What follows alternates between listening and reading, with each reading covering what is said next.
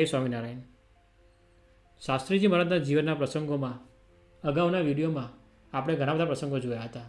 તેમાં તેમ પણ જોયું હતું કે શાસ્ત્રીજી મહારાજે ભવિષ્યવાણી કરી હતી કે બોચાસણમાં મંદિર બનશે. ત્યારબાદ તેઓ દવા કરાવવા માટે ચાણસદ પધાર્યા હતા. તે સમયે ચૈત્ર સુદ પૂનમનો સમય પણ નજીક આવી રહ્યો હતો, પણ સ્વામીજીની તબિયત સારી ન હોવાથી તેઓ વરતારા સમયમાં જઈ શકે તેમ નહોતા.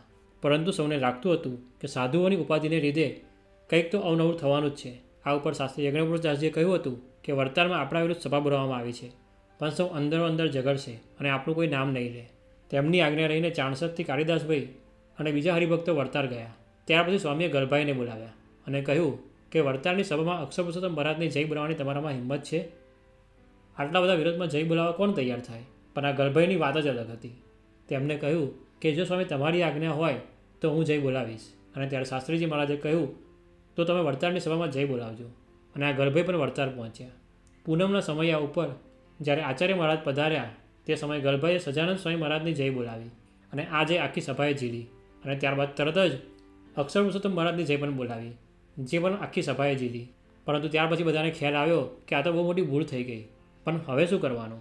બધાને ગરભાઈ ઉપર ખૂબ ગુસ્સો આવ્યો હતો, પરંતુ કોઈ તેમની સામે બોલી ન શક્યું. ત્યારબાદ સભા પણ કથા વાર્તા થયા વગર જ પૂરી થઈ ગઈ. અને ત્યારબાદ વરતારના આસને એક જ વાતની ચર્ચા થવા લાગી કે આ શાસ્ત્રીના શિષ્યો જો આવી હિંમત કરે છે તો જરૂરથી શાસ્ત્રીને વરતારમાંથી કાઢવા જ પડશે, નહીં તો તે સત્સંગને ચૂથી નાખશે. ત્યારબાદ કેટલાક સાધુઓએ બપોરે સભા ગોઠવી અને એમાં ભીમજીભાઈ બોલ્યા કે શાસ્ત્રી યજ્ઞપુરુષદાસે સારંગપુરથી પટારો ભરીને રૂપિયા વઢવાણ મંદિરમાં મોકલ્યા છે. તેમજ તેઓ મંદિરમાં મદદ કરી રહ્યા છે, તેમને કોઈ કંઈ કહેતું નથી. આ વાત સાંભળતા જ કાળીદાસભાઈ ઊભા થયા અને તેમને કહ્યું કે જે સાધુએ સારંગપુર મંદિરનો વિકાસ કર્યો અને જે મંદિરની આવક 2,000 થી 3,000 રૂપિયા હતી તે 22,000ની કરી, તો તમે આવું ન બોલી શકો. આ ઉપરાંત કોઠારી ગોરધનભાઈ પણ બધું જાણે છે, તેમ છતાં તેઓ કેમ કાંઈ બોલતા નથી? આ સાંભળીને કોઠારી ગોરધનભાઈ બોલ્યા કે આ તો બધું સાધુઓ અને ભીમજીનું તૂત છે, શાસ્ત્રી તો શુદ્ધ છે. એમ કહીને કોઠારી ત્યાંથી નીકળી ગયા. ત્યાર પછી બધા સાધુઓ એકબીજા પર આક્ષેપ કરવા લાગ્યા અને અંદરો અંદર ઝઘડવા લાગ્યા. આમ સ્વામી શાસ્ત્રીજી મહારાજે જે વચનો કીધા હતા તે વચનો સાચા પડ્યા અને કોઈને કાંઈ ઉપાધિ ન થઈ. પરંતુ ત્યાર પછી શરૂ થયો વિરોધનો વંટોળ, કારણ કે શાસ્ત્રીજી મહારાજે પોતાની વચનામૃતની કથા વરતારમાં રાખી હતી અને આ પ્રસંગે આખા ગુજરાતમાંથી હરિભક્તો આવ્યા હતા. તેમની આ કથામાં વરતારના ઘણા બધા સાધુઓ તેમજ કોઠારી ગોરધનભાઈ પણ બેસતા હતા. આ જોઈને કોઠારી ખુશાલ ભગતે એકવાર ગોરધનભાઈને કહ્યું કે તમે પણ શાસ્ત્રી યજ્ઞપુરુષદાસજી સાથે શા માટે ભરો છો? આ વાત સાંભળીને કોઠારી ગોરધનભાઈ બોલ્યા કે વરતારના 2000 સાધુઓમાં શાસ્ત્રી યજ્ઞપુરુષદાસજી જેવો સર્વે પ્રકારે ધન સ્ત્રીનો ત્યાગી મેં હજુ સુધી કોઈ દીઠો નથી. તેની વાતો મને સાકરના કટકા જેવી મીઠી લાગે છે અને તેથી હું અહીં આવું છું. આ ઉપરાંત સ્વામીશ્રીએ પોતાનું આસન ગોરધનભાઈ કોઠારીના આસન પાસે જ રાખ્યું હતું અને વળી સ્વામીશ્રીની પાછળ મોટેરા હરિભક્તો હોય અને આથી કોઈ કાંઈ ન કરી શક્યું. આ કથામાં આવેલા સ્વામીશ્રીના હેતવાળા હરિભક્તોએ રસોઈની સેવા પણ આપી હતી, તેમજ તેઓ સેવા પણ કરતા હતા અને આથી કોઈ કાંઈ બોલી નહોતું શકતું.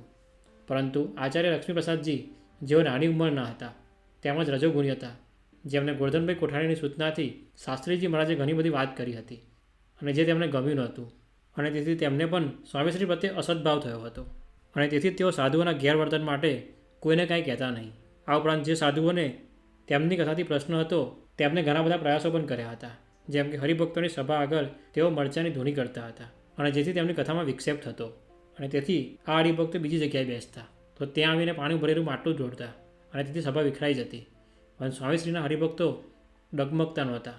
પરંતુ તેવામાં આવ્યો વિષમ દેશકાળ. આટલો બધો વિરોધ થતો હોવાથી સૌને એમ જ લાગી રહ્યું હતું કે શાસ્ત્રીજી મહારાજે અહીંયા ના રહેવું જોઈએ, કારણ કે તેમને બીક હતી કે આ સાધુઓ કંઈક તો કરશે જ. અને આથી સંવત 1962ના કાર્તિક પૂનમના સમયા ઉપર શાસ્ત્રીજી મહારાજના ઘણા બધા હેતવાળા હરિભક્તો વરતાર આવ્યા હતા અને તેથી શાસ્ત્રી યજ્ઞપુરુષદાસજીને પ્રશ્ન કરવા માટે જે સાધુઓ ફરતા હતા તેમને વધારે ગુસ્સો આવ્યો. તે સમયે હરિભક્તોએ સ્વામીને વિનંતી કરી કે તમે ભંડારે જમવા ન જશો, પણ શાસ્ત્રીજી મહારાજે ભારપૂર્વક કહ્યું કે જે સાધુ હોય તેને તો હંમેશા ભંડારે જ જમવું જોઈએ, તેને આસન પણ ન જમાય. આમ કહીને તેઓ બારસના પારણાની ખીચડી જમવા માટે ભંડારમાં પધાર્યા અને તે સમયે બધા હરિભક્તો બહાર ઊભા રહ્યા. શાસ્ત્રી યજ્ઞપુરુષદાસજીના પત્તરમાં ખીચડી પીરસાઈ, પરંતુ તેમાં તો કાતિલ ઝેરની વાસ આવી રહી હતી. પણ પ્રસાદીનો અનાદર કેમ કરાય? તેથી શાસ્ત્રીજી મહારાજ થોડી ખીચડી જમ્યા અને બહાર આવતા સ્વામીને રથડિયું આવ્યું. બે હરિભક્તોએ તેમના હાથ પકડ્યા અને તેમના આસને લાયા. તે સમયે શાસ્ત્રીજી મહારાજનું ગળું બળવા લાગ્યું અને તેથી હરિભક્તોએ ઘીર આવીને પાયું અને ત્યારે શાસ્ત્રીજી મહારાજે કહ્યું કે મને કંઈ જ નહીં થાય, તમે ચિંતા ન કરશો. અને શાસ્ત્રીજી મહારાજ તે ઝેર પચાવી ગયા અને તેથી જે લોકોની આસુરી વૃત્તિ હતી તેમણે નવો વિચાર કર્યો કે જો હવે શાસ્ત્રી યજ્ઞપુરુષદાસજી જમવા આવે તો તેમને ધક્કો મારીને મોટા ચૂરામાં ફેંકી દઈશું અને જેથી તેઓ બળીને ભસ્મ થઈ જશે. ત્યારબાદ શાસ્ત્રીજી મહારાજ જ્યારે ભંડારે જમવા ગયા ત્યારે તેમની પાછળ 15 સૂર્ય હરિભક્તો હતા. તેની હાજરીમાં તો તેમનાથી કાંઈ થઈ શકે તેમ નહોતું અને તેથી તે સાધુઓએ તેમને કહ્યું કે તમે અહીંયાથી ચાલ્યા જાઓ. તે સમયે આ હરિભક્તો બોલ્યા કે જ્યાં સુધી શાસ્ત્રી યજ્ઞપુરુષદાસજી જમીને બહાર નહીં આવે ત્યાં સુધી અમે અહીંયાથી નહીં ખસીએ. અને આથી આ સાધુ હરિભક્તોને ધક્કા મારવા લાગ્યા. આ ધક્કા મુક્કીનો લાભ લઈને 5 હરિભક્તો ભંડારમાં જતા રહ્યા અને ત્યાંથી શાસ્ત્રીજી મહારાજને ઉંચકીને બહાર લઈ આવ્યા. આ વાતની કોઈને ખબર ન રહી અને લોકો અંદર જ ઝઘડતા રહ્યા. ત્યારબાદ સૌને ખ્યાલ આવ્યો કે શાસ્ત્રી યજ્ઞપુરુષદાસજી તો ક્યારના નીકળી ગયા છે. આમ તેઓ હાથ ઘસતા રહી ગયા. આ સમગ્ર પ્રસંગથી જેટલા હેતવાળા હરિભક્તો હતા તે લોકોને ખ્યાલ આવી ગયો હતો કે જો શાસ્ત્રીજી મહારાજ અહીંયા રહેશે તો તેમના જીવને જોખમ છે. તે માટે સૌએ રુંદેર મંદિર પૂરું કરવા માટે શાસ્ત્રી યજ્ઞપુરુષદાસજીના મંડળની માગણી કરી અને તેથી સૌ કોઠારી ગોરધનભાઈ પાસે ગયા. તેમને સૌએ આચાર્ય મહારાજ પાસે મોકલ્યા, પણ આચાર્ય મહારાજે તેમને કાંઈ જવાબ ન આપ્યો. આ હરિભક્તો 4 વાર ત્યાં ગયા, તેમ છતાં પણ તેમને કંઈ જવાબ ન મળ્યો. તે સમયે ગોરધનભાઈએ કહ્યું કે તમે આચાર્ય પાસે દબાણ કરીને માગણી કરો અને આ વખતે શાસ્ત્રીને મૂકીને ક્યાંય જતા નહીં, તે તમને સૌને ભલામણ છે. અને તેથી સૌએ નક્કી કર્યું કે સ્વામીને અહીંયા વડતાલમાં ના રાખવા. આ બધી વાત જ્યારે તેમણે સ્વામીને કરી તે સમયે શાસ્ત્રીજી મહારાજ બોલ્યા કે દેહ પડે તો ભળે, પણ છૂટા પડવાની તો વાત જ ન કરશો. અને ભગતજી મહારાજે મને કહ્યું છે કે તમારા કટકા કરી નાખશે તો હું સાંધી દઈશ, પણ વડતાલનો દરવાજો છોડશો નહીં. આ વાત સાંભળીને બધા જ હરિભક્તો મૂંઝાઈ ગયા. પૂનમના દિવસે સવારમાં શ્રી કૃષ્ણજી અદા આવ્યા હતા. તેમને આ હરિભક્તે બધી વાત કરી અને આથી કૃષ્ણજી અદાએ શાસ્ત્રી યજ્ઞપુરુષદાસજીને સમજાવ્યા. તે સમયે શાસ્ત્રી યજ્ઞપુરુષદાસજીએ જે વાત ભગતજીએ કહી હતી તે કૃષ્ણજી અદાને કરી અને ત્યારે અદા બોલ્યા કે તમે કહો છો તે સાચું છે, પણ શ્રીજી માતે શિક્ષાપત્રીમાં દેશકાળ અનુસાર વર્તવાની આજ્ઞા કરી છે, માટે આપણે અહીં રહેવું જ નહીં. આ વાત સાંભળીને શાસ્ત્રી યજ્ઞપુરુષદાસજી વિચારવા લાગ્યા કે ગુણાતીતાનંદ સ્વામીના મહાકૃપાપાત્ર અને અક્ષરધામના આવા મુક્ત આવી આજ્ઞા કરે તો એમાં મહારાજની પણ આવી જ ઈચ્છા હશે. ત્યાં વિચારીને તેમણે બે હાથ જોડીને અદાને કહ્યું કે આપ બોલ્યા તે સાક્ષાત ભગતજી મહારાજ બોલ્યા તેમ હું જાણું છું, માટે આપની ઈચ્છા પ્રમાણે કરીશ.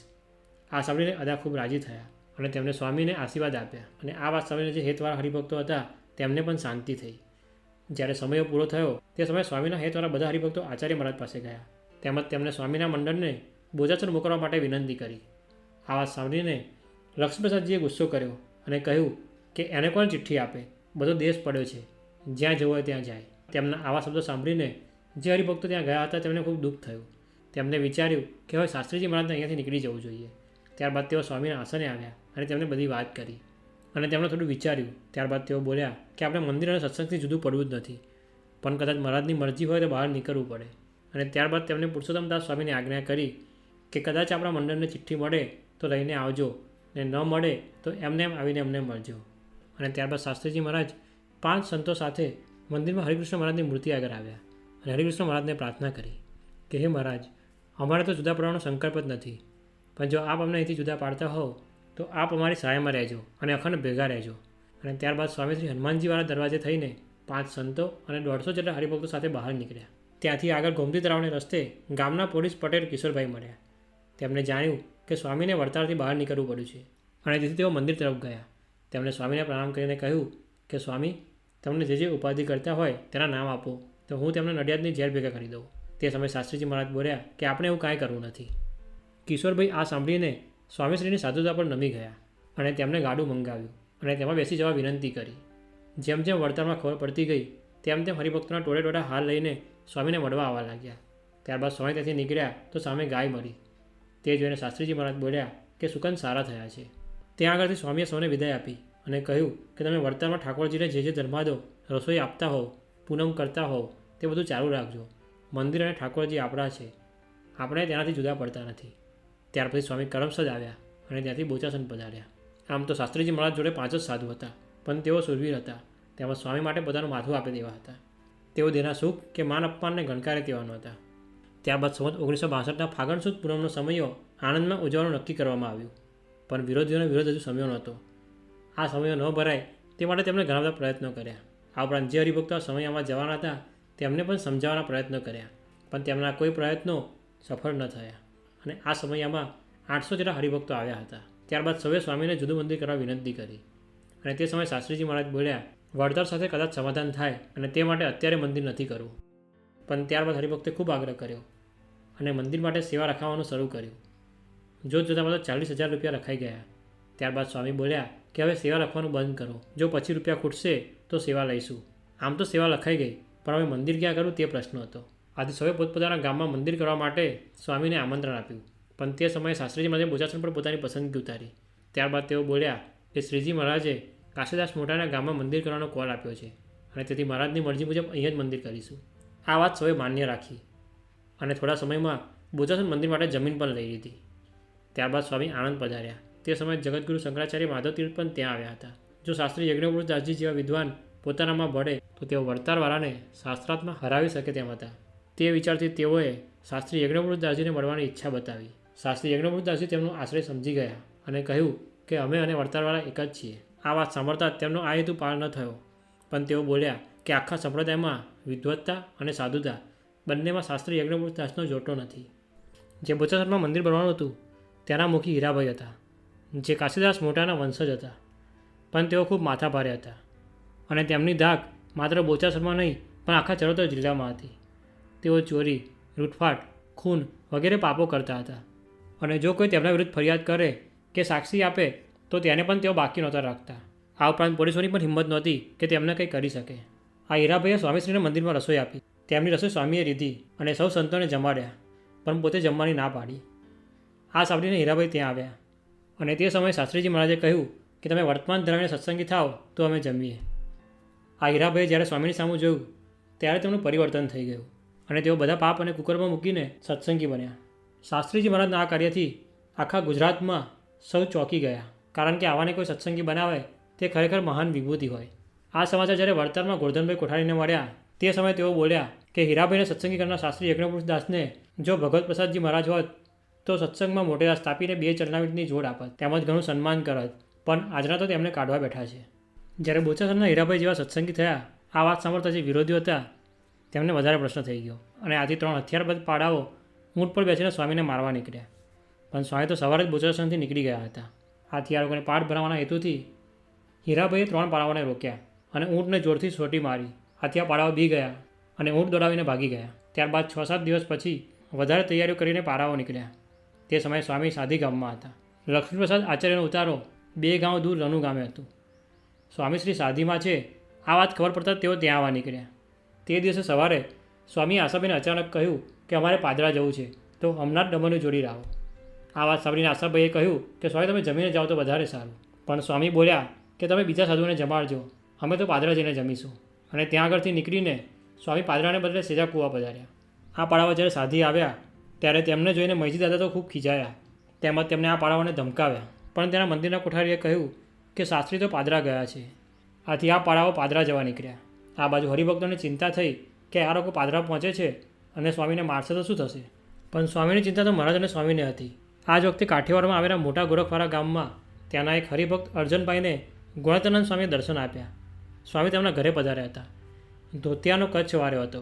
અર્જનભાઈએ સ્વામીને ઘરે પધારવા માટે વિનંતી કરી. તે સમયે સ્વામી બોલ્યા કે આ ટાણે તો અવાય તેવું નથી. હું મારા ભક્તને ગુજરાતમાં ઉપાધિ આવી છે તો તેમની રક્ષા કરવા જાઉં છું. એમ કહીને સ્વામી અદૃશ્ય થઈ ગયા. જ્યારે બીજી તરફ પાડાઓ પાદરા પહોંચ્યા, પણ તેમને સ્વામીશ્રીને ત્યાં ન જોયા. તેથી તેઓ નિરાશ થઈ ગયા. આ પાડાઓ સવારથી નીકળ્યા હતા, તેથી તેઓ ભૂખ્યા અને તરસ્યા હતા. તેથી તેઓ પાછા સાધી આવવા નીકળ્યા. પણ જ્યારે સાધી આગળ આવ્યા તો ત્યાં સામેથી ભેંસનું મોટું ટોળું આવતું હતું. ઊંટને જોઈને આ ભેંસો ભડકી અને આમ તેમ દોડવા લાગી. તેમાંની કેટલીક ભેંસો તો ઊંટ સાથે ભડકાઈ, જેથી તેમના ઉપર જે પાડા બેઠા હતા તે પડી ગયા. તેમને ખૂબ વાગ્યું અને અંતમાં તેઓ ગામમાંથી ગાડું ભાડે કરીને પાછા રનુ ગયા. આમ શાસ્ત્રી યજ્ઞપ્રભુદાસજીની શ્રીજી મહારાજે રક્ષા કરી. આ ઉપરાંત મંદિરના કામ વખતે વિરોધીઓની ઉપાધિ તો ચાલુ જ રહી હતી, પણ બોચાસણનું ખાતમુહૂર્ત નિર્વિઘ્ને પૂર્ણ થયું. ત્યાર પછી મંદિરના પાયા ખોદવાનું કામ ચાલતું હતું. શાસ્ત્રીજી મહારાજ પોતે પણ આ સેવામાં જોડાયા હતા. આ ઉપરાંત હરિભક્તોએ મંદિર માટે 6-6 મહિના સુધી પોતાની ખેતીને રોકીને પોતાના બળદ અને ગાડા વગેરે આપ્યા હતા. એક દિવસે પાયો ખોદતા ખોદતા લક્ષ્મીના ચરો નીકળ્યા. માટે આ હરિભક્તો તેને લઈને સ્વામી પાસે આવ્યા. પણ શાસ્ત્રીજી મહારાજ બોલ્યા કે આપણે અહીં લક્ષ્મીજીની મૂર્તિ પધરાવીશું, એટલે આખા બ્રહ્માંડની લક્ષ્મી આવશે, માટે આ લક્ષ્મીને દટાવેલી જ રહેવા દો. આમ કહીને સ્વામી આ ચરુ ત્યાં દટાવી દીધા. પણ જે વિરોધી હતા તેમણે નક્કી કર્યું કે આપણે હીરાભાઈને 5,000 રૂપિયાની રાંચ આપીએ, અને તેઓ 5,000 રૂપિયા લઈને હીરાભાઈ પાસે આવ્યા. પણ તેમને તો કહી દીધું કે મારા ગામમાં મંદિર થાય તેમાં મારી શોભા છે અને સ્વામીએ મને જીવનદાન આપીને સાચો માણસ બનાવ્યો છે. તેથી સ્વામી તો મારા ગુરુ છે, માટે તમે જે રૂપિયા આપો છો તે હું મને સ્વામી જે કામમાં વાપરવાના કહેશે તે કામમાં વાપરીશ. તમને કબૂલ હોય તો આ રૂપિયા મને આપો. આ સાંભળીને જે વિરોધીઓ હતા તેઓ ચોંકી ગયા. આ ઉપરાંત હીરાભાઈએ તેમને ધમકી આપી, જો બોચાસણના મંદિરમાં કોઈ વિઘ્ન નાખશે તો હું તેની ખબર લઈ કાઢીશ. જો તમે સુરવીર હોવ તો ત્યાં આવજો. સંવત 1963ના વૈશાખ વદ દસમને દિવસે બોચાસણ મંદિરમાં મૂર્તિ પ્રતિષ્ઠા કરવાનું નક્કી કરવામાં આવ્યું. હીરાભાઈ મુખીએ સાવચેતી રૂપે 2000 ધાડાળા સેવકોને ચારે બાજુ ગોઠવી દીધા હતા, જેથી કોઈ વિઘ્ન ન કરે. જ્યારે બોચાસણમાં યજ્ઞવિધિ પૂર્ણ થયો ત્યારે સૌએ શ્રીજી મહારાજની મૂર્તિ ઉપાડીને મધ્યખંડમાં પધરાવી દીધી. પણ ત્યારબાદ જ્યારે ગુણાતીતાનંદ સ્વામીની મૂર્તિ ઉંચકવા સૌ ગયા તો મૂર્તિ ખસી જ નહીં. આમ તો સ્વામીની મૂર્તિ મહારાજની મૂર્તિ કરતાં ઘણી હલકી હતી, પણ તેમ છતાં પણ તે ખસતી નહોતી. ત્યારબાદ સૌએ આવીને સ્વામીને વાત કરી. તેથી શાસ્ત્રી યજ્ઞપુરુષ દાસજી યજ્ઞશાળામાં આવ્યા અને ગુણાતીતાનંદ સ્વામીની મૂર્તિ આગળ પ્રાર્થના કરતાં કહ્યું કે હે સ્વામી, તમારા માટે તો અમે વડતાલથી નીકળ્યા અને અપમાન તિરસ્કાર સહન કર્યા, તો હવે દયા કરીને મંદિરમાં બિરાજો. ત્યાર પછી સ્વામીએ ટાંકનું મૂર્તિ નીચે ભરાવ્યું કે તરત જ મૂર્તિ ઉપડી ગઈ અને તે મૂર્તિ શ્રીજી મહારાજની મૂર્તિની બાજુમાં પધરાવવામાં આવી. આમ સ્વામિનારાયણ ભગવાને કાશીદાસને જે બોચાસણમાં મંદિર કરવાનો કોર આપ્યો હતો તે સ્વામી દ્વારા પૂરો થયો અને અક્ષર પુરુષોત્તમની શુદ્ધ ઉપાસના મૂર્તિમાન બની. આ જ સમયે શાસ્ત્રીજી મહારાજને બોચાસણ મંદિરનો દરવાજો કરવા માટે થોડી જમીનની જરૂર હતી, પણ ત્યાં આગળ રસ્તો હોવાથી ગામના લોકો માનતા નહોતા અને તેથી સ્વામીને ના પાડવા માટે ગામના લોકોએ એક બેચર કિસ્સા નામના માથાભારે માણસને ત્યાં મોકલ્યો. તે મંદિરમાં આવતાની સાથે જ જેમ તેમ બોલવા લાગ્યો. ત્યારે શાસ્ત્રીજી મહારાજે તેને શાંતિથી કહ્યું કે મંદિરના કામ માટે અમારે જમીન જોઈએ છે, તે તમારે આપવી જ જોઈએ. તેમ કહીને શાસ્ત્રીજી મહારાજે તેની સામે જોયું. એટલામાં બેચર કિસ્સાનો વિચાર ફરી ગયો ને તેને કહ્યું કે તમારે કેટલી જમીન જોઈએ છે, લાવો હું આપી દઉં. અને આથી સ્વામી તેને ડંડો આપ્યો. તેને 4 દંડા ભરીને જમીનમાં આપી અને ત્યારે શાસ્ત્રીજી મહારાજ બોલ્યા કે 2 દંડા અમારા વતી ભરો. આમ તેને બીજા 2 દંડા પર માપી આપ્યા. આમ છેક દરવાજાનો પાયો ખોદવાનો હતો ત્યાં સુધીની જમીન મળી ગઈ અને શાસ્ત્રીજી મહારાજે તેના પર ખૂંટીઓ ભરાવી દીધી. પણ ધનજી મતાદાર નામના એક વ્યક્તિથી આ સેવાયું નહીં અને તેથી તે ખીલ્લી કાઢવા માટે આગળ આવ્યો. ત્યારે શાસ્ત્રીજી મહારાજે કહ્યું કે મતાદાર, આ ખીલ્લી શ્રેષ્ઠ નાગને માથે છે, માટે કાઢશો નહીં. તો પણ તેને ખીલ્લી કાઢી અને તેને જોયું તો ખીલ્લીની અણી પર લોહી હતું. તે જોઈને તે બી ગયો અને તેને તે ખૂંટી ત્યાં જ મૂકી દીધી. જ્યારે બેચર કિસ્સા તેમનો આ પ્રભાવ જોઈને તેમના ચરણોમાં નમી પડ્યો અને શાસ્ત્રીજી મહારાજની માફી માગી. આમ સ્વામી યજ્ઞપુરુષ દાસજી શાસ્ત્રીજી મહારાજે બોચાસણનું મંદિર પૂરું કરી દીધું. જૂનાગઢના સદગુરુ બાળમુકુંદ સ્વામીએ વડતાલમાં કહ્યું હતું કે અક્ષર પુરુષોત્તમની મૂર્તિઓ પધરાવીને શાસ્ત્રી યજ્ઞપુરુષ દાસજીએ સંપ્રદાયની ઉપાસનાની શુદ્ધિ કરી છે. શ્રીજી મહારાજથી તેમના ભક્ત સહિતની શુદ્ધ ઉપાસનાની સ્થાપના થઈ ગઈ છે. આ રીતે ઉપાસનાનો માર્ગ ચોખ્ખો બન્યો છે. જ્યારે રાજકોટના મુક્તરાજ કૃષ્ણજી અદા પણ સૌને કહેતા હતા કે શુદ્ધ જ્ઞાન છડેચોક કહેરું જોવા જવું હોય તો બોચાસણ જાઓ. શાસ્ત્રી યજ્ઞપુરુષ દાસે આખા સંપ્રદાયની મોટી સેવા કરી છે. આમ ગુણાતીતાનંદ સ્વામીએ નાનકડા ડુંગર ભક્તને જે આશીર્વાદ આપ્યા હતા તે આશીર્વાદ આખો સંપ્રદાય પૂર્ણ થતાં જોઈ રહ્યું હતું. પણ જે ગઢડાના ભીમજીભાઈ હતા તેમને સ્વામીશ્રી માટે પહેલેથી જ દ્વેષ હતો અને તેથી તેમણે વડતાલના કોઠારી ગોરધનભાઈને પત્ર લખ્યો કે ગુજરાતના દાળભાત ખાવ તમારા જેવા વાણિયાની નજર સામે શાસ્ત્રી યજ્ઞપુરુષ દાસે ગુજરાતમાં મંદિર કર્યું, પણ જો સાબરમતીની આ બાજુ એટલે કે કાઠિયાવાડમાં કરી જુએ તો ખબર પડે. પણ શાસ્ત્રીજી મહારાજમાં રહીને શ્રીજી મહારાજ મંદિરો બનાવી રહ્યા હતા. સારંગપુરના હરિભક્તોના આગ્રહથી શાસ્ત્રીજી મહારાજ સારંગપુર પધાર્યા. આમ તો સારંગપુરના શાસ્ત્રીજી મહારાજનો પ્રભાવ પહેલેથી જ હતો અને તેથી શાસ્ત્રીજી મહારાજ જ્યારે સારંગપુર આવ્યા ત્યારે બધા હરિભક્તો ખુશ થઈ ગયા. એક દિવસે શાસ્ત્રીજી મહારાજ શ્રીજી મહારાજના પ્રસાદીના મોટા કુંડે નાહવા જતા હતા. ત્યારે રસ્તામાં અત્યારે જે મંદિર છે ત્યાં ઊભા રહ્યા અને તેમની સાથે આવેલા મોતીભાઈને સ્વામીએ કહ્યું કે મોતીભાઈ, શ્રીજી મહારાજે આ જગ્યામાં મંદિર કરવાનો સંકલ્પ કર્યો હતો અને મંદિર થશે તેવું વચન આપ્યું હતું, માટે અહીં મંદિર જરૂરથી થશે. તેમ કહીને તેઓ નાહવા પધાર્યા. તેઓ જ્યારે નાહીને પાછા આવ્યા ત્યારે મોતીભાઈને કહ્યું કે આપણે સારંગપુરમાં મંદિર કરવું છે તો તેનું કીર્તન બનાવો. આ વાત સાંભળતા જ મોતીભાઈ વિચારમાં પડી ગયા કે હજુ બોચાસણમાં મંદિર અધૂરું છે, કોઠારમાં પૈસા પણ નથી અને સ્વામી આવા સંકલ્પ કેમ કરે છે, અને તેથી તેઓ મૂંઝાઈ ગયા. અને શાસ્ત્રીજી મહારાજે તેમને સામે જોયું તેવામાં તો તેમને આશ્ચર્ય દેખાયું. તેમની નજર સામે 3 શિખરનું ભવ્ય મંદિર, સોનાના કળશ સહિત ધામધામી અને મુક્તની પ્રતિમા અને સિંહાસન સહિત અત્યારે જેવું દેખાઈ રહ્યું છે તેવું જ દેખાયું. આ જોતાં જ મોતીભાઈ આશ્ચર્ય પામી ગયા અને તેમણે કીર્તન બનાવ્યું કે શ્રી સારંગપુરની શોભા સજી હતી સારી, જોઈ અવલૌકિક અદ્ભુત ધામ અવિકારી. સારંગપુરથી શાસ્ત્રીજી મહારાજ અદાના આમંત્રણથી રાજકોટ પધાર્યા હતા. ત્યાં કૃષ્ણચરણદાસ સ્વામીના મંડળના ભગત જીના ભક્તના સંકલ્પથી અદાશ્રીએ સ્વામીશ્રીને રાજકોટ બનાવ્યા હતા. કૃષ્ણચરણદાસ સ્વામી તે ગુણાતીતાનંદ સ્વામીના કૃપાપાત્ર શિષ્ય સદગુરુ માધવચરણદાસ સ્વામીના શિષ્ય હતા. તેમના મંડળના સાધુતાએ યુક્ત હતા. તેમાં પણ જીના ભગત બધા કરતાં અલગ તરી આવતા હતા. તેમણે કૃષ્ણજી અદા તેમજ બીજા પાસેથી શાસ્ત્રીજી મહારાજનો મહિમા અને તેમના કાર્યો વિશે ઘણું બધું સાંભળ્યું હતું અને આથી તેમને તેમના દર્શન કરવાની ખૂબ તારાવેલી જાગી હતી. જ્યારે શાસ્ત્રીજી મહારાજ રાજકોટ પધાર્યા ત્યારે તેમના દર્શનની તીવ્ર ઈચ્છા પૂરી થઈ અને પ્રથમ દર્શને શાસ્ત્રીજી મહારાજ પ્રત્યે અપાર ખેંચાણ થયું હતું. ત્યારબાદ શાસ્ત્રીજી મહારાજ પાછા સારંગપુર આવ્યા અને અહીંના હરિભક્તોએ સ્વામીને મંદિર કરવાની પ્રાર્થના કરી. તેમની પ્રાર્થના સ્વીકારીને પીઠા ખાચરના ઓરડા શાસ્ત્રીજી મહારાજે વેચાતા લીધા. આ સમાચાર સાંભળીને ભીમજી કોઠારીની આંખો ફાટી ગઈ, પણ તેમને થયું કે આ ઓરડાને લીધે થોડું મંદિર થવાનું છે, તેમ વિચારીને તેઓ શાંત રહ્યા. ત્યારબાદ શાસ્ત્રીજી મહારાજ સારંગપુરની આજુબાજુના ગામોમાં તેમજ ઝાડાવાડમાં ફરીને અક્ષર પુરુષોત્તમની વાતો કહેવા લાગ્યા. શાસ્ત્રીજી મહારાજે ઓરડા લીધા છે. તે વાત જ્યારે લીંબડીના દિવાન શ્રી ઝવેરભાઈને ખબર પડી ત્યારે તેમને કહ્યું કે સ્વામી, સારંગપુરમાં મંદિર કરો તો ઠાકોર સાહેબને કહીને જમીન અપાવો. ત્યારે શાસ્ત્રીજી મહારાજે કહ્યું કે અમારી પાસે નાણાં નથી, વળી બોચાસણનું કામ પણ અધૂરું છે, છતાં તમે જમીન અપાવો છો તો નાનું મંદિર કરીએ. પણ દિવાન સાહેબ જાણતા હતા કે સ્વામીનું કામ ઓછી જમીનથી નહીં થાય, તે માટે તેમને કહ્યું કે સ્વામી, તમે વધુ જમીન માગો તો હું અપાવી દઈશ. અને તે સમયે શાસ્ત્રીજી મહારાજે 24 એકરની જમીન માગી, જે દિવાન સાહેબે લીંબડીના દરબાર પાસેથી અપાવી અને બાકીની જમીન ધોળકાના શેર મિયા પાસેથી લીધી. આમ જમીન તો લઈ લીધી, પણ મંદિર કરવું કાંઈ સહેલું નહોતું, કારણ કે શાસ્ત્રીજી મહારાજ પાસે નહોતા નાણાં, નહોતા પાણા, નહોતા માણા. આ ઉપરાંત ચારે બાજુથી વિરોધ તો હતો જ. આ ઉપરાંત આજુબાજુના ગામડામાં જૂના મંદિરમાંથી એમ કહેવામાં આવ્યું હતું કે આ સાધુઓએ આચાર્ય અને મંદિર વિરુદ્ધ બંધ કર્યું છે, તેથી તેમને કોઈએ સાથ ન આપવો, જેથી અજ્ઞાની અને બુરારકો બીકના માટે સ્વામી પાસે આવતા નહીં. આમ છતાં જે સૂર્ય હરિભક્તો હતા તે આટલો બધો વિરોધ હોવા છતાં પણ શાસ્ત્રીજી મહારાજને મદદ કરી રહ્યા હતા. આ ઉપરાંત શાસ્ત્રીજી મહારાજના સંતો પણ એવા જ બળ્યા હતા. ગમે તેટલા દુઃખ પડતા પણ તેઓ મૂંઝાતા નહીં, સદાય હસતા રહેતા. તેમની પાસે વાસણો પણ નહોતા, તેથી ઘાસલેટના ડબ્બામાં ખીચડી રાંધીને જમતા. કેટલીક વખત તો ખાટી છાશ પણ મળતી નહીં. 5-6 ગાંવ દૂર જાય ત્યારે ભિક્ષા મળતી. આ ઉપરાંત કોઠારમાં તો પૈસા જ નહોતા. તેમજ વિરોધીઓ તો એમ પણ કહેતા કે આ શું મંદિર કરશે, અહીંયા તો ઠાકોર દ્વારો થશે. આ બધું સાંભળવા છતાં પણ સાધુઓ આનંદમાં રહેતા. રાત દિવસ મંદિરની સેવા કરતા, પણ જમવાનું પૂરું મળતું નહીં. તેમ છતાં પણ અક્ષર પુરુષોત્તમની નિષ્ઠા તેમજ સ્વામીશ્રીના અપાર પ્રેમના લીધે તેઓ હંમેશા ઉમંગમાં રહેતા. ત્યાર પછી જૂનાગઢના સ્વામી કૃષ્ણચરણદાસજીના મંડળના તપસ્વી અને વૈરાગ્યવાન સંત સ્વામી જ્ઞાનજીવનદાસજી તથા તેમના મંડળના બીજા સાધુઓ શ્રી કૃષ્ણજી અદાની પ્રેરણાથી જૂનાગઢથી બોચાસણ જવા નીકળ્યા. જે સમયે તેઓ ત્યાંથી નીકળી રહ્યા હતા તે સમયે સ્વામી જ્ઞાનજીવનદાસે મંદિરના ભંડારમાંથી અક્ષરબ્રહ્મ ગુણાદાનંદ સ્વામીએ પૂજેરી તેમજ પોતાને અતિ વારી એવી હરિકૃષ્ણ મહારાજની મૂર્તિ લઈ લીધી અને તેઓ જૂનાગઢથી નીકળીને રાજકોટ ગયા. ત્યાં અદાને ત્યાં રહ્યા. ત્યારબાદ અદાના કહેવાથી શાસ્ત્રીજી મહારાજ રાજકોટ પધાર્યા અને ત્યાંથી શાસ્ત્રીજી મહારાજ તેમજ આ સંત મંડળ સારંગપુર પધાર્યું. ત્યાર પછી સ્વામી નડિયાદ પધાર્યા. નડિયાદના હરિભક્ત દોરતભાઈએ સ્વામીને પોતાના ઘરે જમવા તેડાવ્યા. આમ તો દોરતભાઈ સ્વામીશ્રીને પહેલેથી જ ઓળખતા હતા. આ ઉપરાંત તેમને શાસ્ત્રીજી મહારાજ માટે ખૂબ માન હતું. આ દોરતરામ પંડ્યા તે ગુજરાત અને સંસ્કૃત સાહિત્યના પ્રખર વિદ્વાન હતા. આ ઉપરાંત તેઓ વડતાલની કમિટીના સભ્ય પણ હતા. તેમને ખ્યાલ હતો કે શાસ્ત્રીજી મહારાજ અક્ષર પુરુષોત્તમની શુદ્ધ ઉપાસના પ્રવર્તાવવા માટે વડતાલથી નીકળી ગયા છે, પણ અક્ષર પુરુષોત્તમ શું છે તે તેમને ક્યારેય જાણ્યું નહોતું. આ ઉપરાંત શાસ્ત્રીજી મહારાજની પણ એવી જ ઈચ્છા હતી કે તેઓ દોલતરામને આ વાત સમજાવે.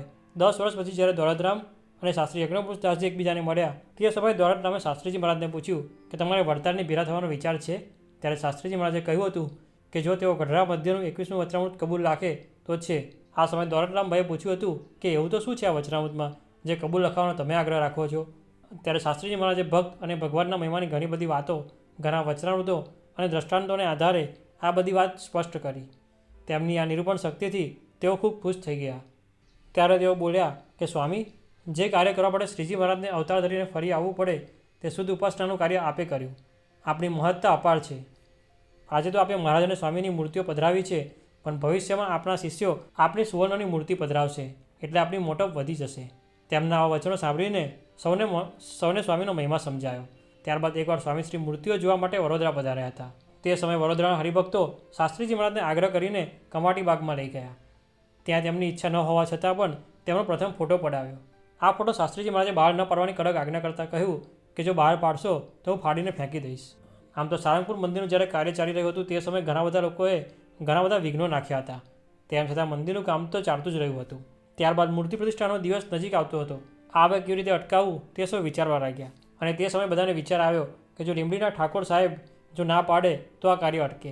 આ માટે ઠાકોર સાહેબને જૂના મંદિરના સંતોએ કહ્યું કે ઠાકોર સાહેબ જે આપણા ઈષ્ટદેવ છે તેમને મૂકીને આ શાસ્ત્રી તો તેમના ગુરુ જાગા અને પ્રાગાની મૂર્તિ પધરાવશે. તે માટે આપણા જે ઈષ્ટદેવ છે તેમની મૂર્તિ જો મધ્યખંડમાં પધરાવે તો જ મંદિર થયું કહેવાય. આ વાત ઠાકોર સાહેબને સમજાઈ ગઈ. તે માટે તેઓ સ્વામીના દર્શન કરવા નવા મંદિરમાં આવ્યા. સ્વામીએ તેમનું સન્માન કર્યું અને ત્યારબાદ ઠાકોર સાહેબે પૂછ્યું કે તમે મૂર્તિઓ કેવી રીતે પધરાવવાના છો? આ ઉપરાંત મધ્ય મંદિરમાં જે આપણા ઈષ્ટદેવ છે તેમની જ મૂર્તિઓ પધરાવવી જોઈએ. આમ તો ઠાકોર સાહેબે સારંગપુર મંદિરની જમીન આપી હતી. આ ઉપરાંત ઘણી બધી વાર મદદ પણ કરી હતી. તેમ છતાં પણ સ્વામીએ કહ્યું કે અમે જે કષ્ટ સહન કર્યા છે તે ઈષ્ટદેવ મહાપ્રભુ સજાનંદ સ્વામી તથા ગુણાત્યાનંદ સ્વામી માટે જ, અને આ મુંડાવી છે તે પણ તેમના માટે જ છે. માટે મધ્ય મંદિરમાં તો તેઓ જ બેસશે. આ વાત સાંભળતા જ બાપુએ પોતાનો આગ્રહ પડતો મૂક્યો. તેમજ કહ્યું કે સ્વામી, આપણે યોગ્ય લાગે તેમ કરો, પણ અમારા બોલ્યા સામું જોશો નહીં. સ્વામી તેમનો ભાવ જોઈને રાજી થયા. આ મંદિરનું કાર્ય ધમધોકાર ચાલી રહ્યું હતું. તે વખતે એકવાર જૂનાગઢના સદગુરુ બાળમુકુંદ સ્વામી નારાયણ કુંડ તરફ નાહવા જઈ રહ્યા હતા. જ્યારે મંદિર આગળ આવ્યા ત્યારે કોઠારી ભગતને બોલાવીને સેવા કરનાર સંતો પર તેઓ રાજી થઈ ગયા અને કહ્યું કે મહારાજ અને સ્વામીની જે સેવા 500 પરમહંસોને ન મળી તે તમને મળી છે. આ બળ તમારું નથી, પણ અક્ષરના મુક્તો તમારામાં રહીને કામ કરે છે, માટે તમારા મોટા ભાગ્ય છે. આ વાત સાંભળીને સૌને ઉત્સાહ આવી ગયો. જોતજોતામાં મંદિર તૈયાર થઈ ગયું અને સંવત 1972ના વૈશાખ સુદ 6ને દિવસે મૂર્તિ પ્રતિષ્ઠાનું મુહૂર્ત નક્કી થયું. સ્વામી તથા નિર્ગુણદાસ સ્વામીએ સમયની બધી જ વ્યવસ્થા સુંદર કરી હતી. આ ઉપરાંત શાસ્ત્રીજી મહારાજે 400 મણ સોજીનો શીરો કરવાની આજ્ઞા કરી હતી. સતત 5 દિવસ શીરો બનાવ્યા પછી જે બનાવનારા હતા તે થાકી ગયા. તેમજ તેમને કહ્યું કે હવે અમે શીરો નહીં બનાવીએ, અને આ સમયે માત્ર 250 મણ જ શીરો તૈયાર થયો હતો. જ્યારે આ વાતની ખબર શાસ્ત્રીજી મહારાજને પડી તે સમયે તેઓ બોલ્યા કે ભગવાનની દયાથી પૂરું થઈ જશે, કાંઈ ખૂટશે નહીં, માટે ચિંતા કરશો નહીં. અને ત્યારબાદ જ્યારે પ્રતિષ્ઠાનો દિવસ આવ્યો ત્યારે શાસ્ત્રીજી મહારાજે હરિલીલામૃત ગ્રંથ વંચાવ્યો. તેમજ શ્રીજી મહારાજે જીવા ખાચરને મંદિર કરવાનો જે કોલ આપ્યો હતો તે ઉપર વાત કરી. ત્યારબાદ યજ્ઞ થયો અને શાસ્ત્રીજી મહારાજના હસ્તે મૂર્તિ પ્રતિષ્ઠા થઈ. તેમજ મૂર્તિઓની સામે ધરવામાં આવેલો કાચ ફૂટી ગયો. ત્યાર પછી આરતી થઈ, તેમજ ભોજનની પંક્તિ થઈ. પણ જમવાનું ખૂટે તેવા વિચારથી ભોજનશાળામાં અમુક વિરોધીઓ ઘૂસી ગયા. તેમજ શીરાના ટોપરા ભરીને અડધો હોજ ખાલી કરી નાખ્યો. અત્યાર સુધી તો પંગતમાં કંઈ પીરસાયું પણ નહોતું, પણ શીરો ક્યાં ઉપડી ગયો તેની કોઈને ખબર પણ ન પડી. જ્યારે આ વાત શાસ્ત્રીજી મહારાજને કરવામાં આવી તે સમયે સૌ કહેવા લાગ્યા કે આટલા શીરામાં તો કેમ પૂરું થશે. ત્યારબાદ શાસ્ત્રીજી મહારાજ ત્યાં આવ્યા. તેમજ વાડીના ફરતે વાંસ બંધાવી દીધા અને વાડીમાં સૌ હરિભક્તોને જમવા બેસાડ્યા. આ ઉપરાંત જે હરિભક્તોના વાંસામાં પોતે કંકુના થાપા માર્યા હોય તેમને જ પીરસવું તેવી સૂચના આપી. આવી પાક્કી વ્યવસ્થા કરાવ્યા બાદ શીરાના હોજ ટંકાવી દીધા. ત્યાં ઠાકોરજીની મૂર્તિ પધરાવી, દીવો કરાવ્યો. ત્યારબાદ સવારથી રાતના 12 વાગ્યા સુધી શીરો પીરસ્યો. તેમ છતાં પણ આ શીરો ખૂટ્યો જ નહીં. આશરે 3 લાખ જેટલા હરિભક્તો તેમાં જમ્યા હતા. આખું ગામ જમ્યું હતું, તેમ છતાં પણ શીરો ખૂટ્યો નહોતો. 8 દિવસ સુધી આખા ગામને જમાડ્યું, તેમ છતાં પણ આ શીરો ખૂટ્યો નહીં. ત્યારબાદ અંતમાં જે આજુબાજુના ગામડાઓમાં ગૌશાળા હતી ત્યાં શીરો મોકલ્યો. સ્વામીનો આવો પ્રતાપ જોઈને સૌ આનંદ પામી ગયા. ત્યારબાદ મોજીદળના હરિભક્તોના આગ્રહથી સ્વામી મોજીદળ પધાર્યા. આ મોજીદળના હરિભક્તોને સ્વામીનું સામયું કાઢવાની ખૂબ ઈચ્છા હતી, પણ સ્વામીએ કહ્યું કે સાધુને સામયું શોભે નહીં. અને તેમ કહીને ત્યાં આગળના એક હરિભક્ત ગુરુ ગણેશ ભક્તને કહ્યું કે કેમ ગણેશ ભક્ત સાધુના સામૈયા હોય. આ ગણેશ ભક્ત તે સમયે આ જ સંકલ્પ કરી રહ્યા હતા. તે સંકલ્પ શાસ્ત્રીજી મહારાજે પકડી લીધો. તે સાંભળીને તેઓ આશ્ચર્ય પામ્યા અને તેમને ખાતરી થઈ ગઈ કે આ કોઈ સામાન્ય સાધુ નથી, પણ શ્રીજી મહારાજના પરમ કૃપાપાત્ર અતિ મોટા પુરુષ છે. જે સારંગપુર મંદિરનું કામ ચાલી રહ્યું હતું ત્યાં આગળ સોમા ભગત અને અક્ષરપુરુષ સ્વામી મોટા મોટા પથ્થરોને ફૂલની જેમ ફેંકી દેતા. વચરા મંદિરનો 150 મણનો મોટો પથ્થર 7 જાડા દોરડાથી બાંધીને સૌ ઉપર ચડાવતા હતા અને સ્વામિનારાયણની ધૂન પણ બોલતા હતા. તેવામાં એક પછી એક 6 દોરડા તૂટી ગયા અને આ મોટો પથ્થર એક જ દોરડા ઉપર લટકી રહ્યો. પણ જો તે તૂટે તો બીજા ઘડેલા પથ્થરો પણ તૂટી જાય અને કોઈને વાગે તેવી પણ શક્યતા હતી. આ જોઈને સૌ મૂંઝાયા. આ તમામ વાત સૌએ શાસ્ત્રીજી મહારાજને કરી. તે સમયે સ્વામીએ હાથ ઊંચો કરીને કહ્યું કે પથ્થર હવે નહીં પડે, ઉપર ચડાવી દો. ત્યારબાદ તેમણે સોમા ભગતને પથ્થર ઉપર ચડીને ફરી દોરડા બાંધવાનું કહ્યું. સોમા ભગત એક દોરડા ઉપર લટકી રહેલા પથ્થર ઉપર ચડ્યા. આ ઉપરાંત સોમા ભગતનું વજન પણ ખૂબ હતું. તેમ છતાં પણ સોમા ભગત શાસ્ત્રીજી મહારાજની આજ્ઞાથી ત્યાં પહોંચી ગયા અને 6 દોરડા જોરથી બાંધી લીધા. તેમનો આ વિશ્વાસ જોઈને શાસ્ત્રીજી મહારાજ ખૂબ રાજી થયા. ત્યારબાદ સ્વામી ફરતા ફરતા બોચાસણ આવ્યા અને તે સમયે વડોદરાના મહારાજા શ્રીમંત સયાજીરાવ ગાયકવાડ ભાદરણ આવ્યા હતા. તેમને ઝવેરભાઈ દ્વારા બોચાસણ આવવા માટે આમંત્રણ મોકલ્યું. તે સમયે મહારાજાએ કહેવડાવ્યું કે મને 15 મિનિટથી વધુ સમય નથી, માટે 15 મિનિટ આવી જઈશ. તેમની આ વાત સાંભળીને નિર્ગુણદાસ સ્વામી બોલ્યા હતા કે એ તો કહે, પણ પોણો કલાક રોકાય તો તમે જાણજો કે શાસ્ત્રીજી મહારાજનો પ્રતાપ છે. ત્યારબાદ મહારાજા જ્યારે મંદિરમાં આવ્યા ત્યારે તેનું સન્માન કરીને તેમને મંદિરના દર્શન કરાવ્યા. ત્યાર પછી તેઓ શાસ્ત્રીજી મહારાજ પાસે આવ્યા. સ્વામીના દર્શન કરીને તેઓ બોલ્યા કે આ જ સ્વામીજી જેમની કીર્તિ આજે સમગ્ર ગુજરાતમાં પ્રસરી છે. તેમ કહીને તેઓ પગે લાગ્યા. ત્યારબાદ મહારાજા સમયનું ભાન ભૂલી ગયા, તેમજ પોણો કલાક રોકાયા. તેમનો કુંવર ગુજરી જવાથી તેમને ખૂબ શોખ થયો હતો, તે દૂર કર્યો. આ ઉપરાંત તેમની 50 વર્ષની ઉંમર હતી, તો હવે તેમણે રાજ્યની ઉપાધિનો ત્યાગ કરીને વાનપ્રસ્થ સ્વીકારીને સાચા ગુરુનું શરણું રહેવું જોઈએ તેવો ઉપદેશ કર્યો. શાસ્ત્રીજી મહારાજના ઉપદેશની તેમના પર ખૂબ ઊંડી અસર થઈ હતી. ત્યારબાદ તેમણે હાથ જોડીને સ્વામીની રજા લીધી. એકવાર આણંદમાં સ્વામી કથા કરી રહ્યા હતા અને ત્યારે મોતીભાઈને ત્યાં આગ લાગી તેવી બૂમો પડી. તે સમયે સ્વામીએ ત્યાં જ બેઠા બેઠા આગ ઓલવી હતી. આ ઉપરાંત સ્વામીના બંને હાથ કોણી સુધી દાઝી ગયા હતા. મોતીભાઈએ આ જોયું ત્યારે તેમણે સ્વામીના બંને હાથે તીર ચોપડ્યું. આમ શાસ્ત્રીજી મહારાજ કેટલા ઐશ્વર્યવાન છે તેના સૌને દર્શન થયા. શાસ્ત્રીજી મહારાજના શિષ્યો વડતાલની કમિટીમાં ચૂંટાયા હતા અને ત્યારબાદ તેમને વિચાર્યું જો હવે સમાધાન થાય અને સ્વામી વડતાલ આવે તો તેમનો સંપ્રદાયમાં દિગ્વિજય થઈ જાય. તે માટે તેમણે પ્રયત્નો શરૂ થયા. તે વખતે કોઠારી ગોરધનભાઈ નિવૃત્ત થયા હતા. તેમ છતાં પણ તેમને સલાહ આપી કે તમે જે ધામ, ધામી અને મુક્તની મૂર્તિઓ પધરાવી છે તેને જો આચાર્ય માન્ય રાખે અને મૂર્તિઓની આરતી ઉતરે તો જ તમારે સમાધાન કરવું, બાકી સમાધાન ન કરવું જોઈએ. તેમની આવી દ્રઢ નિષ્ઠા જોઈને શાસ્ત્રીજી મહારાજ ખૂબ રાજી થયા. ત્યારબાદ સમાધાનની વાત ખૂબ આગળ ચાલી.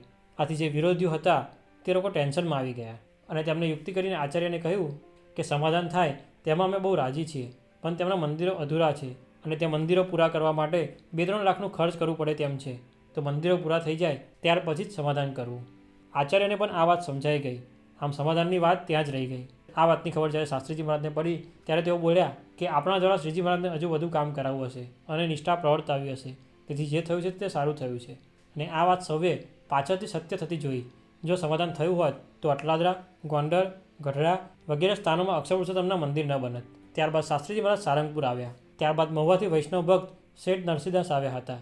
તેમણે લક્ષ્મીનારાયણની મૂર્તિ પધરાવી હતી, પણ સ્વામીની તબિયત સારી ન હોવાથી તેઓ કાંઈ બોલ્યા નહીં. 2-3 દિવસ પછી સ્વામીએ સામેથી પૂછ્યું કે તમે મંદિર કરવા માટે તેડવા આવ્યા છો, તો ચાલો આવો, કારણ કે મંદિર કરવા માટે જ મારો જન્મ છે. એમ કહીને પોતાની બીમારીને એક બાજુ મૂકીને સ્વામી મહુવા પધાર્યા. ત્યારબાદ ત્યાંથી ફરતા ફરતા સ્વામી બોચાસણ થઈને આણંદ પધાર્યા. આણંદથી સ્વામીને ગાડીમાં બેસીને સારંગપુર જવું હતું, પણ પોતાની પાસે પૈસા ન હોવાથી તેમની ટિકિટ કોણ કઢાવી આપે. આ ઉપરાંત જે આણંદના હરિભક્તો હતા તેમના ઘરે લગ્ન પ્રસંગ હોવાથી તેઓ બહારગામ ગયા હતા. આ માટે સ્વામીએ સ્ટેશનથી ગામ અને ગામથી સ્ટેશન એમ 4 ધક્કા ખાધા. છેવટે કેશવરાવના દીકરા ગોરધનભાઈ રસ્તામાં મળ્યા. તેમને ટિકિટ કઢાવી આપી અને ત્યાર પછી સ્વામી સારંગપુર પધાર્યા. શાસ્ત્રીજી મહારાજ જ્યારે સારંગપુર આવતા તે સમયે તેઓ બોટાદથી ચાલીને જ આવતા. આ ઉપરાંત તેમના માથે પોટલા અને ખભે જોડી હોય, તેમજ તેઓ પોતાની જોડમાં નાના સાધુ રાખતા, કારણ કે શાસ્ત્રીજી મહારાજ એમ સમજતા જો જોડમાં નાના સાધુ હોય તો તેની અડધી ટિકિટ લેવી પડે, આથી સંસ્થાના રૂપિયા પણ બચે.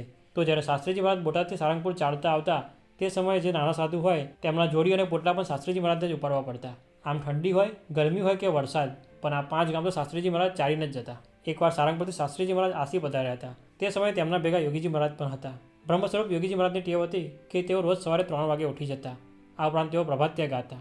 તેમ તેમને એક દિવસ નરસિંહ મહેતાનું પદ ગાયું કે પ્રાણ થકી મને વૈષ્ણવ વાદા, 68 તીર્થ મારા સંતને ચરણે, કોટી ગંગા કોટી કાશી. આ વાત સાંભળી ત્યાં મંદિરમાં સુતેલા એક વૃદ્ધ રણછોડભાઈ પટેલે અને તેઓ ગુસ્સે થયા અને કહ્યું કે મહારાજ આવું ના ગાઓ, આ કળિયુગમાં એવા કોઈ સંત હોતા નથી, તે માટે ગપ્પા ન મારો.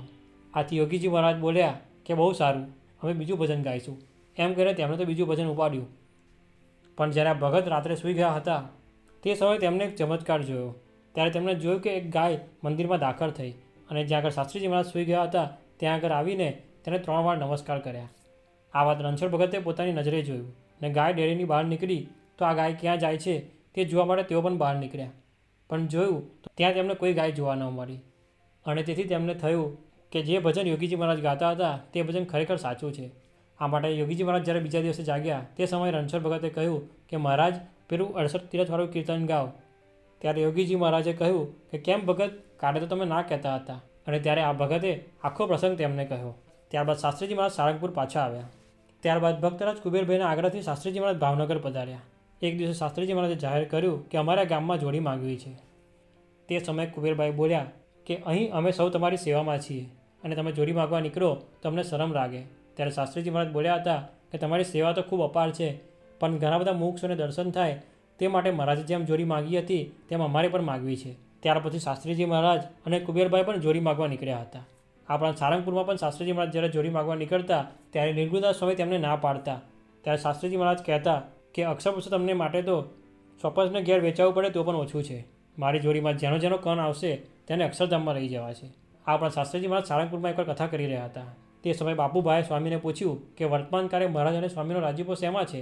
ત્યારે શાસ્ત્રીજી મહારાજ બોલ્યા હતા કે અત્યારે તો અક્ષર અને પુરુષોત્તમના સ્વરૂપો મધ્ય મંદિરમાં પધરાવવા, શુદ્ધ ઉપાસનાના મંદિરો કરવા તેમાં મહારાજનો રાજીપો છે.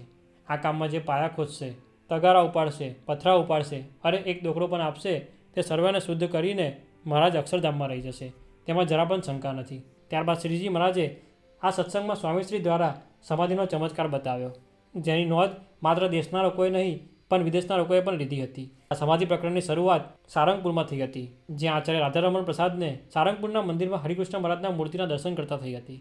આ સમાધિમાંથી ઉઠ્યા પછી પૂજારીએ મહારાજને જે રૂમાળ ધરાવ્યો હતો તે રૂમાળ મહારાજે તેમને આપ્યો હતો.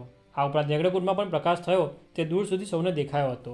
આ પ્રકાશના 3 ગોળા દેખાયા, જેમાં શ્રીજી મહારાજ, ગુણાતીતાનંદ સ્વામી અને ગોપાળાનંદ સ્વામીના સૌને દર્શન થયા અને ત્યારબાદ આ મૂર્તિઓ અદ્રશ્ય થઈ ગઈ. ત્યારબાદ સારંગપુરથી સ્વામીશ્રી નવા ગામ પધાર્યા હતા. આ જ સમયે ગાંધીજી દાઢીકૂચ કરી રહ્યા હતા. તે પણ આ જ ગામમાં હતા.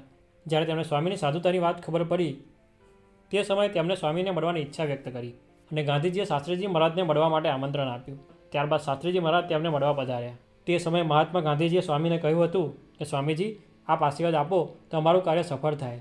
ત્યારે શાસ્ત્રીજી મહારાજ બોલ્યા હતા કે તમારા પ્રયાસથી દેશને સ્વરાજ્ય મળે તે માટે આ જોગી સ્વામી આજથી માળા ફેરવશે, પણ નિયમ ધર્મ રાખશો તો તમારા બેડા ભગવાન ભરશે. આ આશીર્વાદથી ગાંધીજી રાજી થયા હતા. ત્યારબાદ શાસ્ત્રીજી મહારાજ પોતાના અવતારે પધાર્યા હતા. ત્યારબાદ શાસ્ત્રીજી મહારાજની આજ્ઞા અનુસાર યોગીજી મહારાજે જ્યાં સુધી દેશ સ્વતંત્ર ન થયો ત્યાં સુધી માળા ફેરવી હતી. જ્યારે શાસ્ત્રીજી મહારાજ સારંગપુર પધાર્યા ત્યારે તેમને મળવા માટે વીરસદના હરિભાઈ અમીન આવ્યા હતા. તેઓ ગોંડલના મહારાજા ભગતસિંહને મળીને અક્ષર ડેરીની જમીન જે 2 લાખ રૂપિયામાં મળે તે 25,000 રૂપિયામાં નક્કી કરીને આવ્યા હતા. મહારાજા ભગતસિંહે શરત મૂકી હતી કે આ સ્થાને અક્ષર ડેરી કાયમ રાખીને 3 વર્ષમાં મંદિર પૂરું કરવું અને 10 લાખ રૂપિયા ખર્ચવા. આ કામ તો શાસ્ત્રીજી મહારાજ કરે તેમ જ હતા. તેમ વિચારીને તેઓ સારંગપુર આવ્યા હતા. ત્યારબાદ તેમણે સ્વામીને કહ્યું કે સ્વામી, ગોંડલની જમીન 2 લાખમાં લીધી છે. અને તે સમયે શાસ્ત્રીજી મહારાજે અંતર્યામીપણે કહ્યું હતું કે આ જમીન 2 લાખમાં ન મળે, તમે 25,000માં લીધી છે. અને મહારાજાએ આ પ્રમાણે શરતો મૂકી છે. તેમ છતાં હરિભાઈ તમે કંઈ ચિંતા ન કરશો, આ સ્થાનમાં તો 20 લાખ રૂપિયા ખર્ચાશે. આ વાત સાંભળતા જ હરિભાઈને શાંતિ થઈ ગઈ. તેમજ તેઓ જમીનની રકમ ભેગી કરવા માટે ભરૂચ ગયા. ત્યારબાદ થોડા સમય પછી જળજીલનનો સમય આવ્યો, જેમાં 24 કલાક ધૂનનો કાર્યક્રમ હતો. જ્યારે શાસ્ત્રીજી મહારાજ તે સભામાં પધાર્યા ત્યારે તેમણે દિલરૂબા વગાડ્યું હતું. ત્યારબાદ 4-5 તેમના મધુર તાનથી તેમની પાસે બેઠેલા 4-5 હરિભક્તો તેમજ 2 સંતોને શ્રીજી મહારાજની કૃપાથી સમાધિ થઈ. તેમજ શ્રીજી મહારાજના દર્શન થયા. આ 2 સંતોમાં એક સંત હતા સાધુ નંદ કિશોરદાસ, જેમનું શરીર સ્થૂળ હતું. તેમ છતાં પણ તેઓ દેહને વાળીને યોગના આસનો કરતા હતા, કારણ કે સમાધિમાં તેમને ગોપાળાનંદ સ્વામી આસનો કરાવી રહ્યા હતા. ત્યારબાદ પૂનમની સવારે શાસ્ત્રીજી મહારાજે જે હરિભક્તો ત્યાં આવ્યા હતા તેમને વાડીમાં બાજરો કાપવા મોકલ્યા. અને આ હરિભક્તો જ્યારે બાજરો કાપી રહ્યા હતા ત્યારે તેમણે ઠંડુ પાણી પીવા માટે શાસ્ત્રીજી મહારાજ જાતે જ પાણીની માટલી લઈને પધાર્યા અને સૌને પાણી પાવ્યું. તેમના આ દર્શનથી ઘણા બધા હરિભક્તોને વાડીમાં જ સમાધિ થઈ ગઈ. ત્યારબાદ હરિભાઈ અમીને ગોંડલની જમીનનો દસ્તાવેજ કરવા માટે સ્વામીને ગોંડલ બોલાવ્યા. આ વાતની ખબર જ્યારે બધા હરિભક્તોને પડી તે સમયે તેઓ ખૂબ ખુશ થઈ ગયા. ત્યારબાદ સંવત 1988ના પોષ સુદ દસમને દિવસે મંદિરનું ખાતમુહૂર્ત કરવાનું નક્કી કર્યું. આ પ્રસંગે હજારો હરિભક્તો ત્યાં આવ્યા હતા. તેમજ ગોંડલ રાજ્યે ખૂબ સારો સહકાર આપ્યો હતો. ત્યારબાદ શાસ્ત્રીજી મહારાજ રાજપુરમાં પારાયણ કરવા પધાર્યા. તે સમયે આફ્રિકાથી હનુમાનભાઈ આવ્યા હતા અને તેમને આફ્રિકા પાછા જવાની ઈચ્છા નહોતી. તે સમયે શાસ્ત્રીજી મહારાજે આશીર્વાદ આપતા કહ્યું હતું કે તમે આફ્રિકા જજો અને કોશિશ કરજો, સત્સંગ વધશે એવો મહારાજનો વર છે. આ આશીર્વાદ લઈને હનુમાનભાઈ આફ્રિકા ગયા.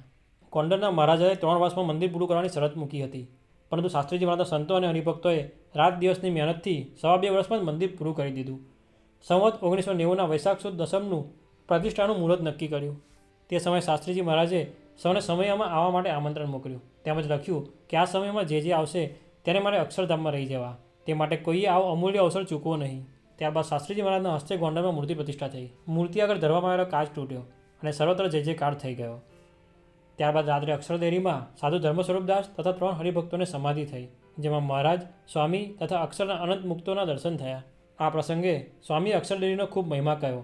તેમજ કહ્યું કે આ સ્થાનમાં શ્રીનાથજીની જેમ રોજ સમયનો થાળ થશે, બ્રહ્માંડમાં સર્વોપરી સ્થાન થશે અને લોકોના મનોરથ પૂરા થશે. ત્યારબાદ આ મંદિરના મહંત તરીકે યોગીજી મહારાજની નિમણૂક કરી. સંવત 1992ની સાલમાં અમદાવાદના હરિભક્તોએ પારાયણ કરવાનું નક્કી કર્યું. આ વર્ષે ભાદરવા મહિના સુધી વરસાદ નહોતો થયો, તેથી સૌ અકળાયા હતા. તે સમયે શાસ્ત્રીજી મહારાજે કહ્યું કે જોગીને પ્રાર્થના કરો કે દયાળુ છે તો મહારાજને અરજી કરશે.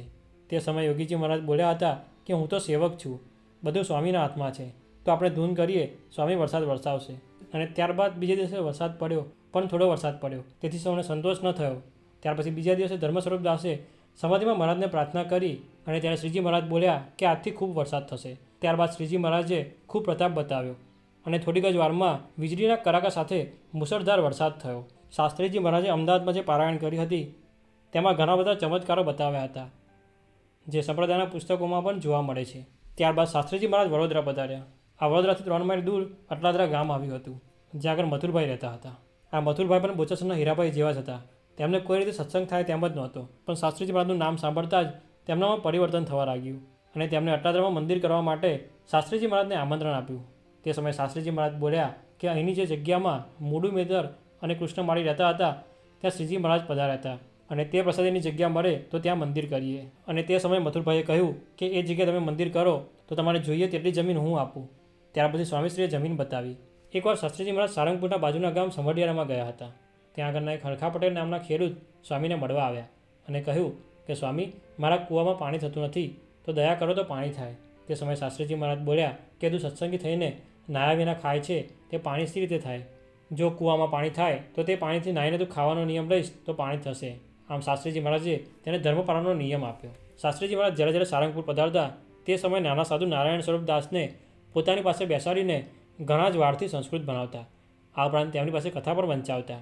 શાસ્ત્રી નારાયણ સ્વરૂપદાસ મધુર રાગમાં જ સ્વામીશ્રીની શૈલી પ્રમાણે જ કથા વાળતા, જે સાંભળીને સ્વામી ખૂબ રાજી થતા. ત્યારબાદ તેઓ શાસ્ત્રી નારાયણ સ્વરૂપદાસ પાસે ભક્ત ચિંતામણી તથા હરિલીલામૃતની પણ કથા વંચાવતા. તેમજ સત્સંગની ઘણી વાતો તેમને પ્રેમથી કરતા. ત્યારબાદ સુરતના હરિભક્તોએ સ્વામીને સુરત પધારવા માટે પ્રાર્થના કરી. આ માટે શાસ્ત્રીજી મહારાજ સુરત પધાર્યા, જ્યાં તેમણે ભવ્ય પારાયણ કરી. ત્યાં આગળ તેઓ પ્રણામી સંપ્રદાયના આચાર્ય શ્રી કૃષ્ણપ્રિયદાસજીને મળ્યા. આ કૃષ્ણપ્રિયદાસજી ઘણા જ વિદ્વાન હતા, તેમજ બધા જ ધર્મોના અભ્યાસી હતા.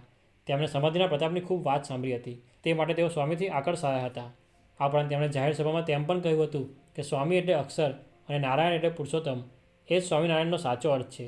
એ શાસ્ત્રીજી મહારાજે સમજાવ્યો અને આજે શ્રીજી મહારાજ શાસ્ત્રીજી મહારાજ દ્વારા પ્રગટ છે. ત્યારબાદ સ્વામીની 80મી જન્મજયંતિ આવી, જે બોચાસનમાં ખૂબ ધામધૂમપૂર્વક ઉજવવાનું સૌએ નક્કી કર્યું. અને આ માટે સૌપ્રથમ ચંપકભાઈ બેકરને વિચાર આવ્યો. ત્યારબાદ સત્સંગ તરફથી ₹1,25,000ની થેરી સ્વામીને આપવાનું નક્કી કરવામાં આવ્યું. તે સમયે સ્વામીએ કહ્યું કે સાધુથી તો પૈસા લેવાય જ નહીં, અને જે રકમ હતી તે સૌને ઠાકોરજીની સેવામાં રખાવવા માટે આગ્રહ કર્યો. સંવત 2001ની વસંત પંચમીએ 2 લાખ જેટલા હરિભક્તો બોચાસનમાં ભેગા થયા, જેમાં આખા ગુજરાતથી મોટા મોટા માણસો પણ આવ્યા હતા. વિદ્યા અધિકારી ચંદુલાલ પટેલ તથા અન્ય અધિકારી પણ હતા. આ બધાએ ભેગા થઈને શાસ્ત્રીજી મહારાજના ખૂબ ગુણગાન ગાયા. ત્યારબાદ સ્વામી અટલાદરા ગયા અને ત્યારબાદ તેઓ અમદાવાદ પધાર્યા. અહીં દર વર્ષના નિયમ પ્રમાણે તેમણે પારાયણ ગોઠવ્યું, પણ આ વખતે શાસ્ત્રીજી મહારાજે ભાગવતની કથા કરી. અને તે સમયે વૈષ્ણવ સંપ્રદાયના વિદ્વાન શાસ્ત્રી શ્રી વિશ્વનારાયણભાઈ પણ આવ્યા હતા. તેમણે સ્વામીની કથા અને પ્રવચન સાંભળીને કહ્યું કે આ કથાથી શાંતિ અને આનંદના મેઘ વરસ્યા છે. ત્યારબાદ સ્વામી અટલાદરા મૂર્તિ પ્રતિષ્ઠા કરવા પધાર્યા. સંવત 2001ના અષાઢ સુદ ત્રીજના દિવસે અટલાદરાની મૂર્તિ પ્રતિષ્ઠા કરવાનું નક્કી કરવામાં આવ્યું, પણ તે સમયે વરસાદ ખૂબ પડી રહ્યો હતો. આથી સૌ લોકો મૂંઝાયા. ત્યારબાદ સૌ શાસ્ત્રીજી મહારાજ પાસે આવ્યા. ત્યારે શાસ્ત્રીજી મહારાજે કહ્યું કે આ તો મહારાજનું કામ છે, તે માટે ખરે સમયે વરસાદ બંધ થઈ જશે, તમે ચિંતા ન કરશો. અને બીજા દિવસે વરસાદ બંધ થઈ ગયો. ત્યારબાદ ત્રીજા દિવસે વિધિવતપૂર્વક યજ્ઞ કરવામાં આવ્યો. તેમાં સ્વામીના હસ્તે શ્રીજી મહારાજ, ગુણાતીતાનંદ સ્વામી અને ગોપાળાનંદ સ્વામીની મૂર્તિઓની પ્રતિષ્ઠા કરવામાં આવી. ત્યારબાદ શાસ્ત્રીજી મહારાજ બોલ્યા હતા કે આ અટલાદરાનું મંદિર સર્વોપરી થઈ જશે. તે અત્યારે તો વડોદરાથી દૂર છે, પણ ભવિષ્યમાં વડોદરાની નજીક થઈ જશે, તેમજ વડોદરાનું પરું જ થઈ જશે. જે શબ્દો આજે સાચા પડ્યા છે તે સૌ કોઈ જોઈ શકે છે. ત્યારબાદ શાસ્ત્રીજી મહારાજ આણંદ પધાર્યા હતા. તે સમયે ગુજરાતના પ્રસિદ્ધ અને સુરવીર સેવક ભાયરાલભાઈ પટેલે શાસ્ત્રીજી મહારાજને વિદ્યાનગર પધારવા માટે આમંત્રણ આપ્યું હતું. આ ભાયરાલભાઈ પટેલે વિદ્યાનગરને વિદ્યાનું કેન્દ્ર બનાવવા માટે ભવ્ય યોજના તૈયાર કરી હતી. અને આ યોજનાને શાસ્ત્રીજી મહારાજના આશીર્વાદ મળે, તેમજ તેમના ચરણલથથી આ ભૂમિ પાવન થાય તો જંગલમાં મંગળ થાય, તે વિચારથી તેઓ શાસ્ત્રીજી મહારાજને આમંત્રણ આપવા આવ્યા. ત્યારબાદ તેમનો પ્રેમ જોઈને શાસ્ત્રીજી મહારાજ વિદ્યાનગર પધાર્યા. આ ઉપરાંત આખી યોજનાને સમજ્યા. ત્યારબાદ બધે પ્રસાદીના ફૂલ છાંટ્યા, તેમજ કહ્યું હતું કે તમારો સંકલ્પ સિદ્ધ થશે અને અહીં વિદ્યાનું મોટું કેન્દ્ર થશે, તેમજ હજારો વિદ્યાર્થીઓને વિદ્યાલાભ થશે. ત્યારબાદ કરાચીના હરિભક્તોના આગ્રહથી શાસ્ત્રીજી મહારાજ કરાચી પધાર્યા હતા. ત્યાં આગળ સ્વામી સત્સંગી જીવનની પારાયણ કરી. તેમજ છેલ્લા દિવસે શાસ્ત્રીજી મહારાજ બોલ્યા હતા કે હવે મહાકાળ આવે છે, સૌ કોઈ અહીં જે કંઈ હોય તે છોડીને દેશમાં આવી જજો. ત્યારબાદ શું થયું તે તો આખી દુનિયા જાણે છે. જો આ સંપૂર્ણ પ્રસંગ આપ જાણવા માગતા હોવ તો આઈ બટનમાં આપેલી લિંકથી જાણી શકશો. આ ઉપરાંત વિડીયોના ડિસ્ક્રિપ્શનમાં પણ આ વિડીયોની લિંક આપેલી છે. ત્યારબાદ 2004નો અંકુરનો સમયો શાસ્ત્રીજી મહારાજે સારંગપુરમાં કર્યો હતો. તે સમયે શાસ્ત્રીજી મહારાજ વારંવાર મંદવાર ગ્રહણ કરતા હતા. તેવામાં સારંગપુરનો ભવ્ય દરવાજો તૈયાર થઈ ગયો હતો. તે જોઈને કેટલાકને સંકલ્પ થતો હતો કે આ ભવ્ય મંદિર તો પૂરું કર્યું, તેમાં આટલો મોટો દરવાજો કરવાની શું જરૂર છે.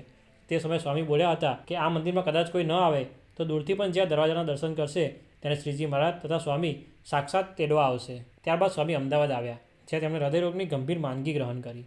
અને જ્યારે તેઓ વાતો કરતા કે પરિશ્રમ લેતા ત્યારે સૌ વિનંતી કરતા કે સ્વામી આપ આરામ કરો.